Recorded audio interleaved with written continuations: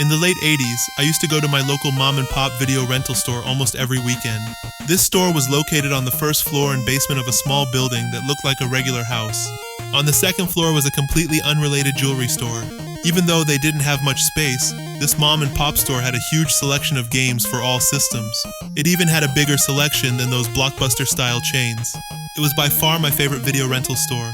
Later, the jewelry store closed, which allowed the video store to expand to the second floor, making it even more awesome. The owner of this video store often went to Hong Kong to see his relatives. This was also an opportunity for him to stock up on some cheap games. So his video store had quite a few Hong Kong bootlegs and Famicom games. Since these games were for the Famicom and not the NES, they came with an adapter to fit into a NES.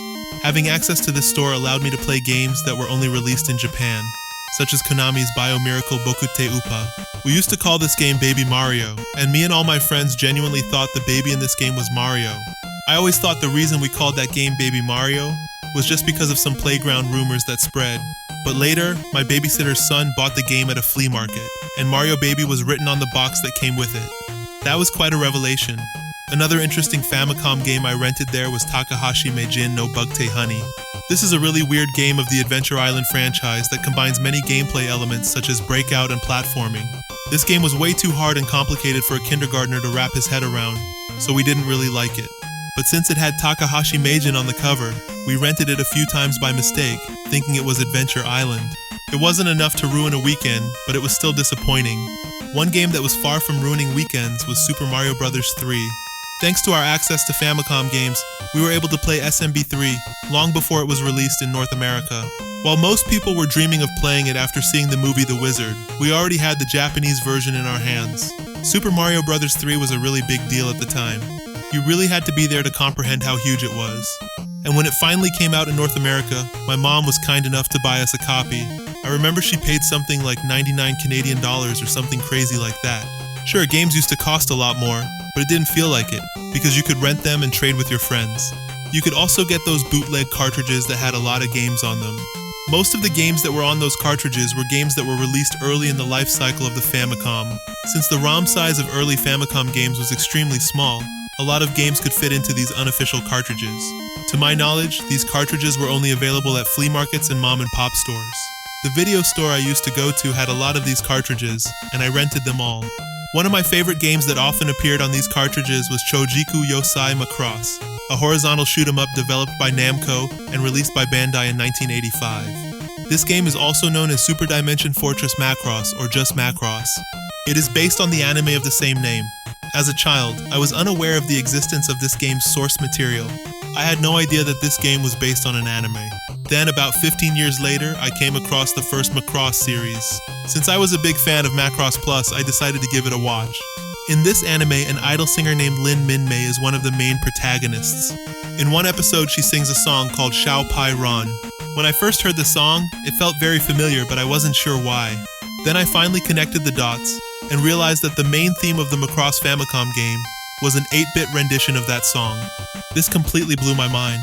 It filled me with nostalgia and created a connection between my childhood and my young adult life. Since then, the original Macross series has held a special place in my heart. This is what compelled me to make this video. Let's take a look at the Famicom game that started my passion for the Macross series. The title screen has a nice 8-bit rendering of the official Macross title logo. I always thought this logo was so cool with the Super Dimension Fortress kanjis in little white boxes and the Macross in huge red katakana. Next, you see Minmei striking a gong. I guess this symbolizes the beginning of your adventure. To have a little cutscene like that at that early stage in the Famicom's life cycle was actually quite impressive. The Famicom ports of the Donkey Kong games had none of the cutscenes found in the original arcade games. As a very young kid, this scene was quite mesmerizing to me because I'd never seen a gong before, and I had no idea who this character was. Especially since if you don't have the context of the anime, a girl hitting a gong doesn't make much sense in a game where giant robots are fighting in space. After Minmei strikes the gong, the game begins with you in the middle of a space battlefield. I won't go into detail about the story, but the gist of it is that you're a human pilot fighting against an evil alien race called the Zentradi. You're piloting the VF-1 Valkyrie, a transforming mecha. As with most NES shoot-'em-ups, you move your mecha with the D-pad and press B to shoot bullets. You can also press the select button to perform a special attack, consisting of launching a barrage of missiles in random directions. you begin with 2 uses of the special attack. Unlike most shoot-em-ups, this game has a life bar, so you can withstand quite a few hits before dying. This makes the game quite easy. Your life bar slowly drains, and you must pick up an item to restore it. If you don't need it, you can destroy that item to get points instead. Since this is an early Famicom game, the cartridge does not have a battery backup to record your high score. If you want to keep track of it, you must write it down somewhere. Your mecha can transform into 3 modes: Fighter, Gerwalk, and Batroid. The game starts in Fighter mode. This mode gives you the smallest hitbox. Also, horizontal scrolling is the fastest, but your movements on the screen are the slowest. The Gerwalk mode is the middle ground. The Batroid mode has the slowest scrolling speed and the largest hitbox, but the fastest movement speed. Also in Gerwalk and Batroid modes, holding the B button allows you to shoot continuously.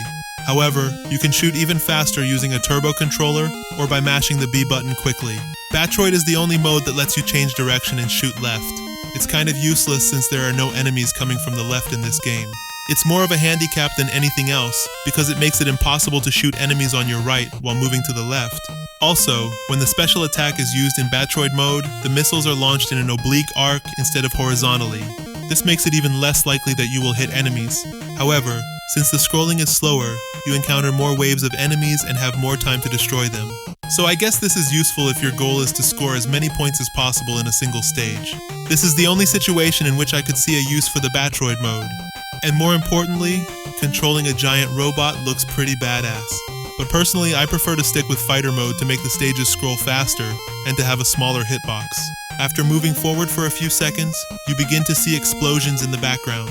This is a cool little detail that shows you've entered the battlefield. Shortly after that, you encounter the first type of enemy in the game, one-eyed, two-legged pods called Regolds. They fire a laser and move randomly up and down. They're easy to dodge and not much of a problem to deal with. Next, you encounter 2 Regolds carrying missile launchers. You can dodge their missiles by moving forward. The next enemies you encounter are the green jet-shaped Neural. They move toward you faster than the Regolds, but they only take 1 hit to be destroyed, so they're pretty easy to deal with. Next, you come across a mecha named Gloud. Since they move away from you at first and require 3 hits to defeat, you don't have much time to kill them in fighter mode unless they spawn in the right spot. That's where switching to Gerwalk or Batroid mode comes in handy. After a short while, you arrive at a massive Zentradi ship called the Nu Petit Vergnitz. Since I didn't watch the anime as a kid, I had no idea what that giant green thing was. I can usually use my imagination to fill in the blanks, but this was just too abstract. You continue fighting until you reach the entrance to the ship. Inside the ship, you continue moving forward until you reach the core. The core is essentially the stage's boss. You have a limited amount of time to destroy it, but I've always had more than enough time. Once you've destroyed the core, there's no escape sequence in which you have to leave the ship before it explodes. It just explodes with you still inside. I guess you're so badass that you can survive a nuclear explosion. The next stage is exactly the same thing, just slightly more difficult. There are mines on this stage that cannot be destroyed, but they are pretty easy to avoid. These force you to move around more instead of staying in one spot. In the third stage, you finally engage in a real mecha battle when you encounter the Quedlun Rao, the power armor worn by your female enemies, the Meltrandi. Their sprites look pretty cool. However, besides needing 3 hits to be destroyed, they are not that hard to defeat. Sometimes they shoot a bunch of missiles at you, which are quite hard to dodge. However, since this is a game with a health bar, being hit once isn't that big of a deal. They give you 5,000 points, which makes them the enemies that give you the most points in the game. So if you're into high scores, they are worth defeating. When you arrive at the Zentradi ship in that stage, there will be turrets shooting at you. This makes things much harder, since you may not have much life left when you arrive. The 4th and 5th stages don't offer anything new, but they are harder. Starting from the 5th stage, the difficulty really ramps up. I really had to focus to beat it. In the 6th stage, you encounter Nujadel Ger, the male version of the power armor. This is the last type of enemy that you encounter in the game. It takes 2 hits to defeat, and it gives half as many points as the female armor. By now, you've seen everything this game has to offer, and it just loops forever. Games that looped forever like that were pretty much the norm back then. In the Macross universe, however, a game that loops forever makes sense, since the heroes in the anime fought countless battles against the Zentradi. Overall, Macross offers more variety than other games of this vintage. That's why games with beginnings and endings, like Super Mario Bros., were so groundbreaking at the time. Macross provides 5 to 15 minutes of fun, but then it starts to get old. This is pretty much what you can expect from most early Famicom games. Their goal was to bring the arcade experience home, not to create a game you'd play for hours straight, unless you were practicing for a high score. In that sense, Macross achieves its goal of providing a fun, short, and sweet arcade experience at home. Since it's an easy shmup with a life bar, it could be a good starting point for people interested in getting into the genre. And if you want to get into the Macross anime series, I'd say the Macross Plus OVA and movie are the best places to start. Even my brother, who isn't into anime at all, loves it. The legendary Shinichiro Watanabe, director of Cowboy Bebop, co-directed it. But to be honest, part of me wishes I hadn't known this game was based on an anime. It was more fun and mysterious when I had to use my imagination to figure out what was going on. I really enjoyed reminiscing about the old days of import and bootleg gaming. So in the future, I'm probably going to review other games that had an impact on my early gaming life. As for the video store I used to frequent as a kid, sadly, it closed in the early 2000s. During the strawberry harvest season, farmers now use the first floor of the building to sell their produce. There is a nail salon on the second floor. For the sake of nostalgia, I often dream of buying the building and turning it back into a video rental store. Maybe I'll be able to make that happen someday if I win the lottery. Anyway, that concludes my review of Choujikuu Yousai Macross. Thank you for watching and see you in the next video.